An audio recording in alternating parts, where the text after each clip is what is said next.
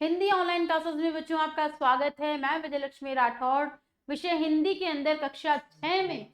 देखिए, आज आपके सामने पाठ 5 अक्षरों का महत्व लेकर उपस्थित हुई हूं और हम पढ़ेंगे अक्षरों का महत्व। बच्चों, आप अपनी दिनचर्या में, ठीक है, बहुत सारे अक्षरों को पढ़ते हैं। आपके हाथों में सबसे पहले सुबह सुबह आता है अखबार। दादाजी, नाना जी, माता पिता क्या पढ़ते हैं? अखबार पढ़ते हैं। और उन अखबारों में क्या होता है? अक्षर होते हैं। ठीक है। उसके साथ साथ जब आप विद्यालय आते हैं, विद्यालय में भी जब आप कुछ पढ़ना शुरू करते हैं, ठीक है, तो सबसे पहले आपके हाथ में किताबें होती है और किताबों में क्या होते हैं बच्चों? अक्षर होते हैं। उसके साथ ही आप जब टेलीविजन देखते हैं तो आप एक भाषा को सुनते हैं, वो मौखिक भाषा होती है। और स्क्रीन पर आपके सामने क्या होते हैं? लिखे हुए समाचार होते हैं, वो भी अक्षर के रूप में होते हैं। तो हमारे जीवन में बच्चों अक्षरों का बहुत महत्व है। सोचिए, कल्पना कीजिए कि अगर ये अक्षर नहीं होते तो हमारा जो जीवन है वो कैसा सूना सूना होता। आइए आप और हम पढ़ेंगे अक्षरों का महत्व। अक्षरों का महत्व जो पाठ है बच्चों, ये गद्य लिखने वाले, निबंध लिखने वाले गुणाकर मूल्य हैं। और आप देख रहे हैं, हम सबसे पहले पढ़ेंगे पाठ के बारे में।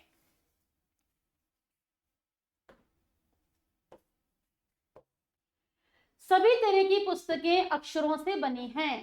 संसार में अनेक तरह के अक्षर प्रचलित हैं।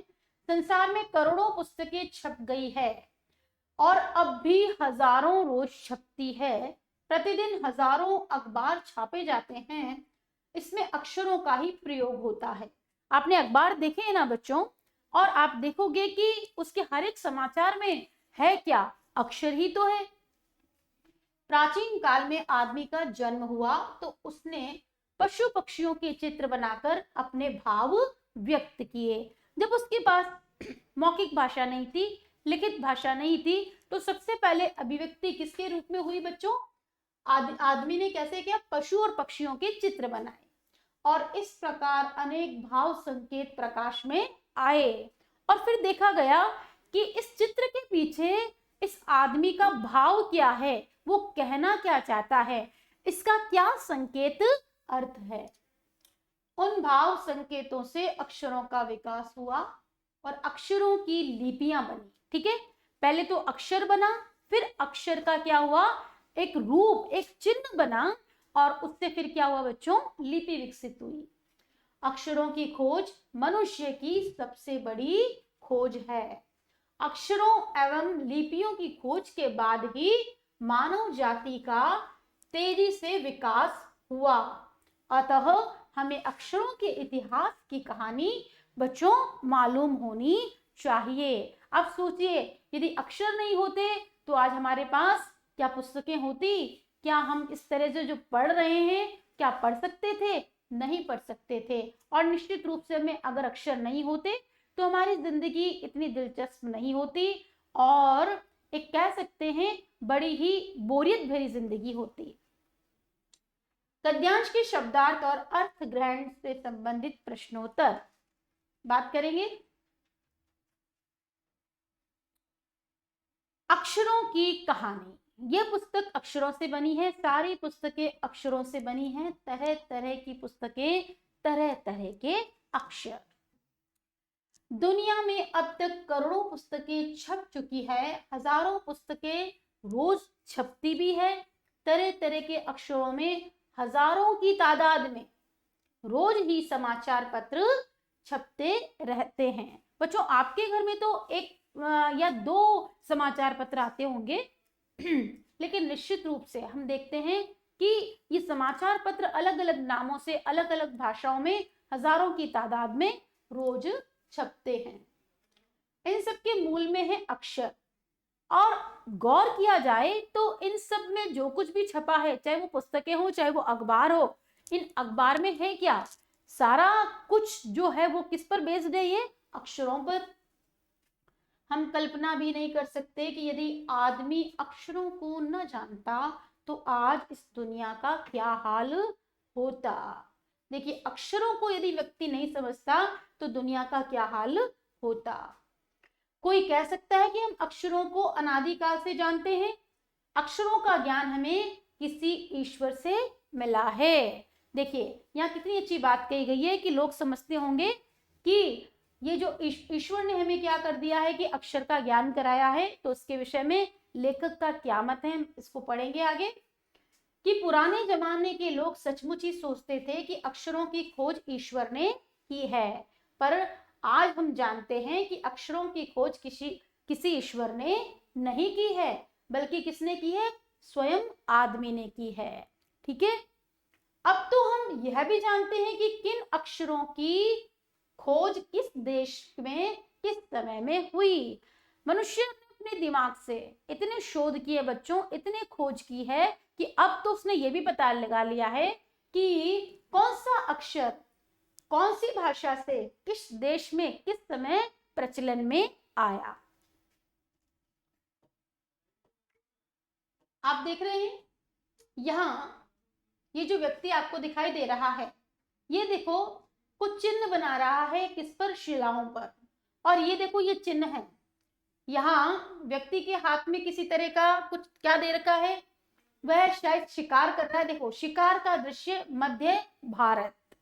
कोई कह सकता है हाँ, हमारी ये धरती लगभग 5 अरब साल पुरानी है। 2-3 अरब साल तक इस धरती पर किसी प्रकार के जीव जंतु नहीं थे। फिर करोड़ों साल तक केवल जानवरों और वनस्पतियों का ही इस धरती पर राज्य रहा। हम मनुष्य नहीं आए थे। देखो 5 अरब साल तो पुरानी हमारी धरती बताई गई है, और सबसे पहले कौन थे यहाँ पे? धरती पर जीव जंतु थे ही नहीं। फिर करोड़ों साल तक जानवर और वनस्पतियां ही रही, और आदमी ने इस धरती पर कोई 5 लाख साल पहले जन्म लिया, और धीरे धीरे फिर उसका क्या हुआ बच्चों? विकास हुआ। आपने इतिहास में भी अर्ली मैन की, आदि मानव की कहानी को पढ़ा है। तो ठीक लेखक यहाँ कहना चाहते हैं कि देखिए कि अक्षरों का विकास भी कैसे हुआ? धीरे धीरे हुआ है। मनुष्य की जैसे जैसे आवश्यकताएं बढ़ी, अब उसने सबसे पहले क्या किया होगा? कुछ संकेत बनाए होंगे। ठीक है, उन संकेतों के माध्यम से देखिए अभी मैंने आपको बताया ना, शिलाओं पर अंकित उसने कुछ अपने भावों को अभिव्यक्त किया है चिन्ह बनाकर। ठीक है, कोई 10,000 साल पहले आदमी ने गांवों को बसाना शुरू किया। वह खेती करने लगा। वह पत्थरों के औजारों का इस्तेमाल करता था। आज तो मनुष्य के पास बहुत सारी मशीनें हैं, ठीक है, बहुत सारे औजार हैं, हथियार हैं, लेकिन सबसे पहला औजार उसके पास किसका था बच्चों? पत्थर का था। फिर उसने तांबे और कांसे के भी औजार बनाए। बच्चों ये पाठ हमारा थोड़ा थोड़ा इतिहास से कोरिलेटेड है ना? हम इतिहास में भी यही सारी चीजें पढ़ते हैं। तो देखिए मानव के विकास की कहानी और अक्षरों के विकास की कहानी थोड़ी थोड़ी एक दूसरे से क्या होते हो रही है? मिलती जा रही है। करेंगे शब्दार्थ। इस्तेमाल यानी प्रयोग, पुस्तक, किताब, मूल, जड़, उद्भव, ज्ञान। मूल जड़ या उसका उद्भव, ज्ञान, जानकारी, अनादिकाल जो सदा से चला आ रहा हो। धरती, पृथ्वी, औजारों, अस्त्रों शस्त्रों, जमाने, समय, दुनिया, संसार, तादाद यानी संख्या में, समाचार पत्र यानी अखबार। करोड़ों साल तक धरती पर किसका राज्य रहा? बताइए, अभी आपने पढ़ा इस गद्यांश में, करोड़ों साल तक धरती पर किसका राज्य रहा? देखेंगे अभी, देखिए अभी आपने पढ़ा है कि जीव जंतु नहीं थे, करोड़ों साल तक केवल जानवरों और वनस्पतियों का ही इस धरती पर क्या रहा है बच्चों? राज्य रहा है। आदमी ने गांवों में बसना कब शुरू किया? देखेंगे आपका प्रश्न का उत्तर, कोई 10,000 साल पहले आदमी ने गांव में बसना शुरू किया। धरती पर आदमी का जन्म कब हुआ?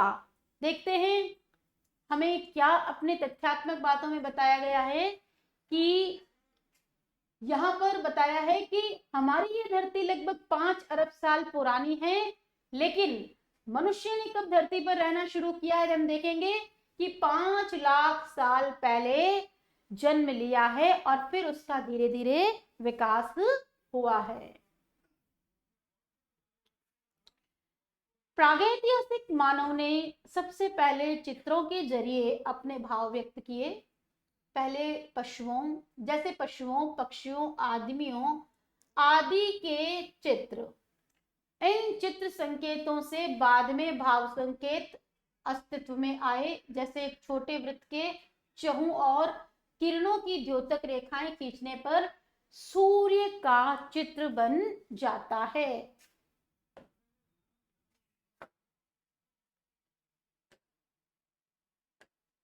देखिए बच्चों,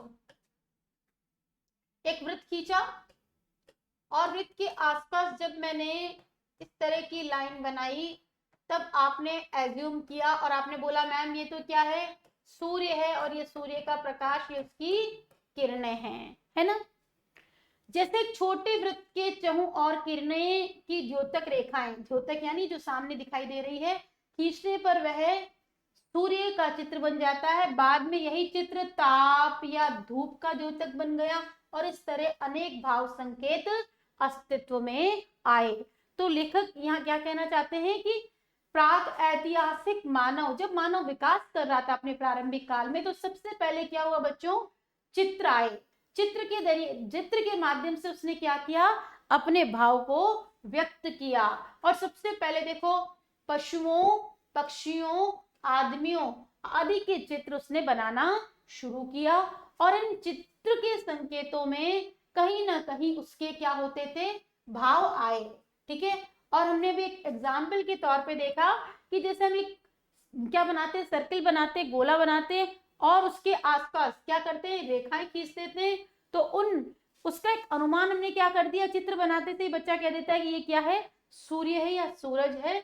अब देखेंगे आप, इस तरह अनेक भाव संकेत आगे अस्तित्व में आते गए, विकसित हो गए और तब जाकर काफी बाद में आदमी ने अक्षरों की खोज की और अक्षरों की खोज के सिलसिले को शुरू हुए मुश्किल से 6000 साल हुए हैं, केवल 6000 साल।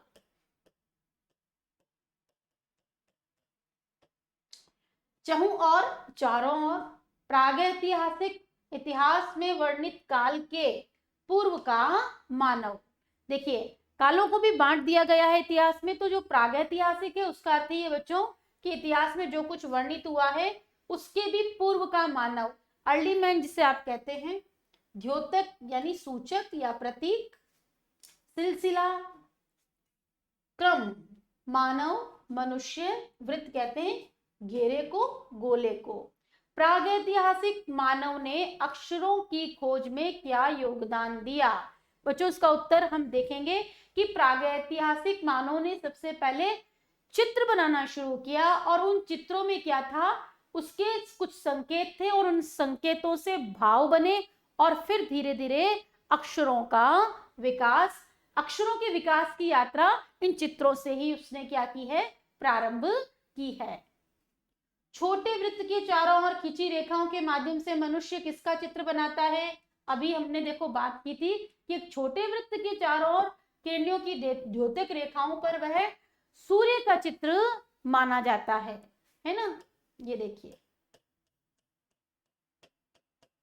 कौन सा चित्र दिखाई दे रहा है बच्चों आपको, ये सूरज का। नेक्स्ट बात करेंगे आगे हम,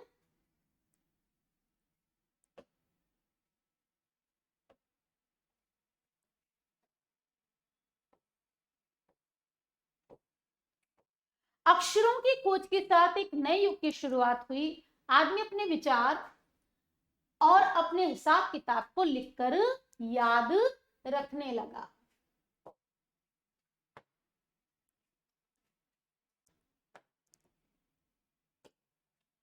देखिए, जब अक्षर आ गए, अक्षर की शुरुआत हुई, तो सबसे पहले तो आदमी ने अपने विचार लिखे और फिर जो खर्च करता है उसका हिसाब किताब लिखने लगा। तब से मानव को सभ्य कहा जाने लगा। अब देखिए, सभ्य किसे कहते हैं कि हाँ वो समझदार बन गया है, उसकी बुद्धि का विकास हो गया है। आदमी ने जब से लिखना शुरू किया तब से इतिहास आरंभ हुआ। किसी भी कौम या देश, जाति कहते हैं बच्चों, का इतिहास तब से शुरू होता है जब से आदमी के लिखे हुए लेख मिलने लग गए। क्योंकि जब कुछ था ही नहीं तो उस पर हम कैसे विश्वास कर सकते हैं। इस प्रकार इतिहास को शुरू हुए मुश्किल से 6000 साल हुए हैं। कितने साल हुए हैं इतिहास को शुरू हुए? 6000 साल। उससे पहले के काल को प्रागैतिहासिक काल यानी कि इतिहास के पहले का काल कहते हैं। अतः हम देखते हैं कि यदि आदमी अक्षरों की खोज नहीं करता तो आज हम इतिहास को जान ही नहीं पाते कि हमारे इतिहास में क्या हुआ था। हम ये नहीं जान पाते कि पिछले कुछ हजार सालों में आदमी किस प्रकार रहता था, क्या क्या सोचता था, कौन कौन राजा हुए थे इत्यादि। देखो बच्चों, आप और हम राजा राम के समय में नहीं थे, ना कृष्ण के समय में थे, ना रावण के समय में थे, लेकिन हमने उनसे संबंधित कथाओं को पुस्तकों के माध्यम से पढ़ा है और हम ये जानते हैं कि राजा दशरथ के 4 पुत्र थे, 3 रानियां थी। तो कहीं ना कहीं वह पुरानी बातें अक्षरों के माध्यम से सुरक्षित है और पीढ़ी दर पीढ़ी आने वाले लोग भी उसको क्या करेंगे, अक्षरों के माध्यम से उस इतिहास को जानते रहेंगे।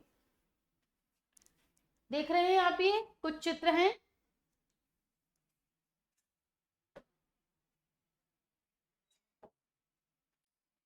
मध्य अमेरिका के औजीबा आदिवासियों के चित्र, ये जो आपको दिखाई दे रहे हैं बच्चों, मध्य अमेरिका के औजीबा आदिवासियों, देखिए आदिवासियों के बारे में यहाँ बताया है कि उनके चित्र हैं। दाईं ओर से बाईं ओर का क्रमशः तूफान का देवता जो सारे आकाश को घेरता है, नगाड़ा, पंखों से सुशोभित नगाड़ा, द्रोण का कोवा और दवाखाने में आदि।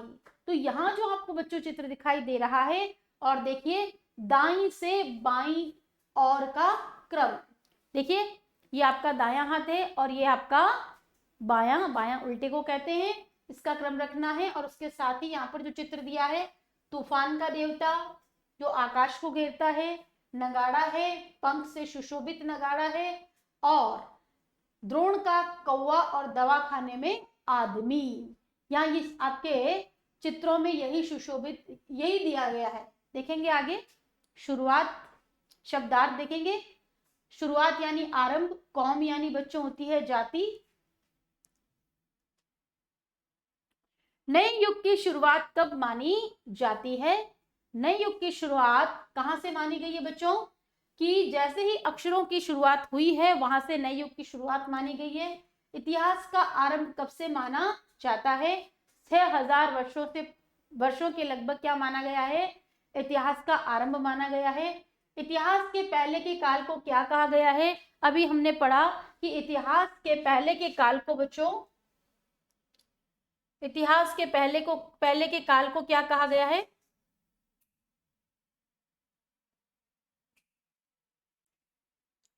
प्रागैतिहासिक काल कहा गया है। अक्षरों की खोज मनुष्य की सबसे बड़ी खोज है। अक्षरों की खोज करने के बाद ही मनुष्य अपने विचारों को लिखकर रखने लगा। इसी प्रकार एक पीढ़ी के ज्ञान का इस्तेमाल दूसरी पीढ़ी करने लगी।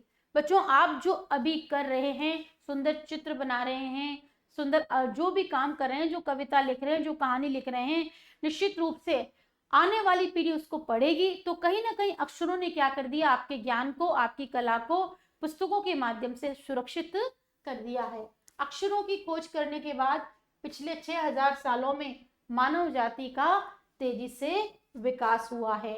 यानी सोचिए कि मानव विकास करता और अक्षर नहीं होते तो मानव के विकास की कोई कहानी होती ही नहीं। मानव के विकास को अक्षरों ने क्या कर दिया है? लिपिबद्ध कर दिया है, आगे से आगे पहुंचाने का काम किया है। ये महत्व है अक्षरों का और इससे बनी लिपियों का। बच्चों अक्षर की एक लिपि भी होती है जिसमें कि वह लिखा जाता है। अतः हम सबको अक्षरों की कहानी मालूम होनी चाहिए। आज जिन अक्षरों को हम पढ़ते या लिखते हैं वे कब बनाए गए, कहाँ बने और किसने बनाए, यह जानना जरूरी है। शब्दार्थ पढ़ेंगे बच्चों। शब्दार्थ में देखिए पीढ़ी का अर्थ है किसी जाति, कुल या व्यक्ति के वंश परंपरा की कोई एक कड़ी। ठीक है, अब देखेंगे आपके परदादा, फिर दादा, फिर आपके पिता और फिर आप। तो आप उसमें से क्या है, एक पीढ़ी हो कहलाएंगे। लिपियां, ध्वनियों अथवा भाषा को लिखने का ढंग। जैसे आप लिखते हैं हिंदी भाषा, और हिंदी भाषा में बच्चों आप लिखते हैं अपना नाम। ठीक है, आप लिखते हैं अपना नाम कि मेरा नाम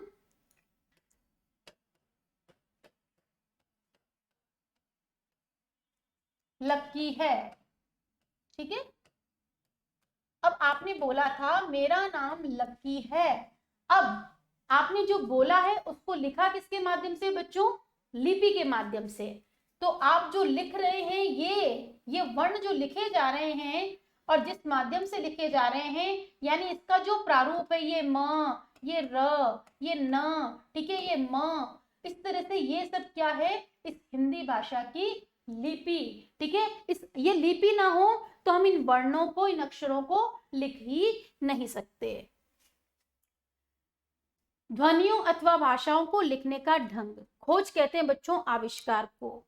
मनुष्य द्वारा अपने विचारों को लिखने से क्या लाभ हुआ। जब मनुष्य ने अपने विचारों को लिखना प्रारंभ किया तो देखिए, सबसे पहले तो हमने ये भी देखा कि वो अपना हिसाब किताब रखने लग गया, वह सभ्य मनुष्य कहलाया, और वो अपने विचारों को क्या है, एक पीढ़ी से दूसरी पीढ़ी हस्तांतरित कर रहा है। मानव जाति का तेजी से विकास कब से हुआ। अभी हमने पढ़ा कि मानव जाति का तेजी से विकास अक्षरों की खोज करने के बाद पिछले 6000 सालों में तेजी से हुआ है। हम सबको किनका महत्व समझ लेना चाहिए, हम सबको अक्षरों का महत्व समझना चाहिए कि अक्षर नहीं होते तो निश्चित रूप से मानव जाति का इतिहास कैसे होता, उसका विकास, उसके विकास की कहानी कैसे होती। और सोचिए, अक्षर नहीं होते तो ना तो पुस्तकें होती, ना समाचार पत्र होते, हमारा जीवन बड़ा ही नीरस होता, इसमें आनंद नहीं होता। कवि परिचय देखेंगे, लेखक परिचय।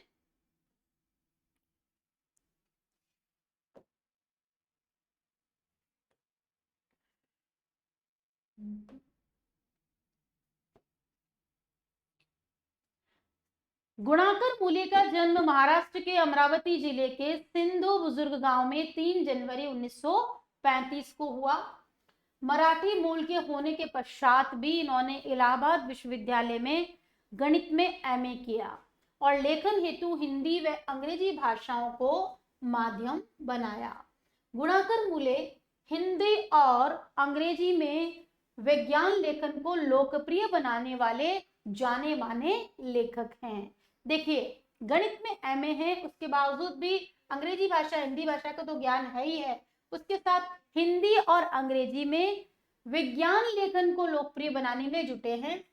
अनेक वर्षों तक दार्जिलिंग स्थित राहुल संग्रहागार से संबद्ध रहने के पश्चात मूले जी सन 1971-72 में दिल्ली आ गए, जो उनके जीवन का अंतिम पड़ाव बनी। यानी ये दिल्ली में आकर ही रहे और यहीं पर मूले जी ने विवाह किया, घर बसाया और आवास किया। इनका बाबा नागार्जुन से विशेष संबंध था। मूले जी की सिविल मैरिज में कोर्ट के सामने इनके पिता की भूमिका इन्होंने ही निभाई। किसने? नागार्जुन ने। गुणाकर जी के लगभग 50 वर्षों से ज्यादा समय तक हिंदी में लेखन कार्य किया और उनकी 35 पुस्तकें प्रकाशित हुई। राहुल सांकृत्यायन जी इनके गुरु थे और मूले जी ने हिंदी भाषा में लगभग 3000 और अंग्रेजी में 250 से ज्यादा लेख लिखे हैं। ये एनसीईआरटी के पाठ्य पुस्तक मंडल और नेशनल बुक ट्रस्ट की हिंदी प्रकाशन सलाहकार समिति के सदस्य भी रहे। 16 अक्टूबर 2009 को मियास्थीनिया ग्रेविस नाम न्यूरो डिसऑर्डर के कारण इनका देहांत हो गया। बच्चों, ये एक बीमारी का नाम है। इनकी प्रमुख रचनाएं अक्षरों की कहानी, कैप्लर, सूर्य, नक्षत्र लोग, अंतरिक्ष यात्रा इत्यादि है। इनको कर्पूरी ठाकुर सम्मान साहित्य अकादमी पुरस्कार और आत्माराम पुरस्कार इत्यादि से भी सम्मानित किया गया है। बच्चों, आज आपने मेरे साथ एक अच्छा निबंध पढ़ा जिसका नाम है अक्षरों का महत्व।